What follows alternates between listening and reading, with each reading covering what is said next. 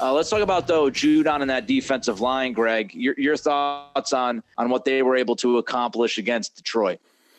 Yeah, I thought Matthew Judon was completely dominant. One of his best games. I had him for 9+ plays, 0 negatives. I think I had him for 7 quarterback pressures in this game. I mean, it's absurd. What I really liked in this game, and hopefully this continues, and they're playing the long game with Judon. He only played 55% of the snaps. There was often times where Anthony Jennings and Tavai were giving him a rest, and they were using him more. I think of his 36 plays, 25 were pass rushes.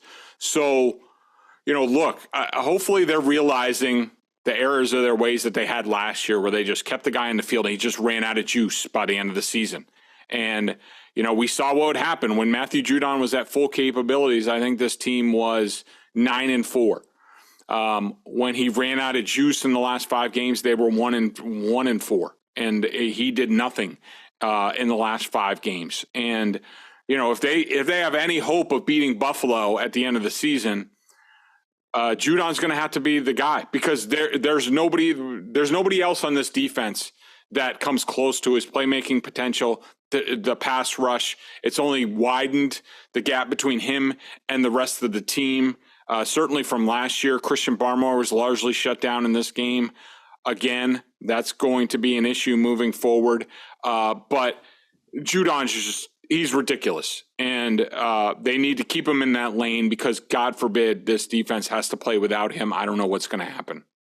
He's been spectacular. And it's not only that he's making plays, it's also when he's making those plays, the 4th down play, which shout out to Dan Campbell going for it on 4th and 9.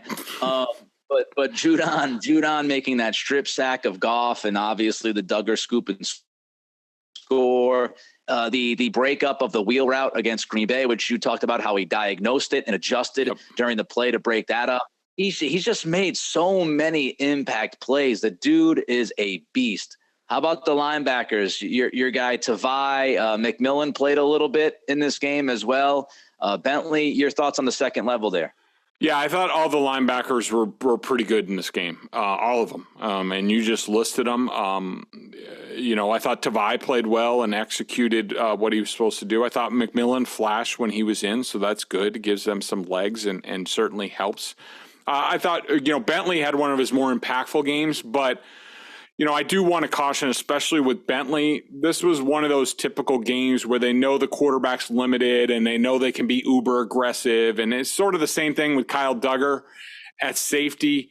Duggar had a good game, but you see this out of him in games where the Patriots are confident that this other team doesn't have anything, the other quarterback doesn't have anything, so I'm just going to let it hang loose and I'm going to go make plays. That's great in these games. It doesn't always continue. But I thought the linebackers did they did a nice job in this game. Yeah, they got gashed in the run a little bit. It was both equal parts the linebackers and the safeties to me. I thought the run fits with the defensive line were pretty good. Godchow had a few issues here and there, but I thought it was good. I love Duggar downhill, man. I think he's one of their best tacklers. When he's coming downhill, he's done it against some stiff and tough competition. He did it a number of times against Tyreek Hill in week 1. He made another play coming downhill this past week. I just think he's really effective in that role.